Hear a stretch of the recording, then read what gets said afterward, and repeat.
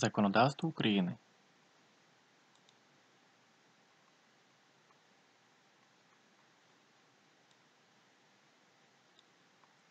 Закон України про засади державної мовної політики.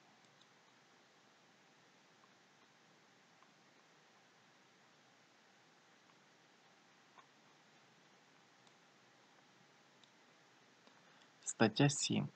Регіональні мови або мови меншин України.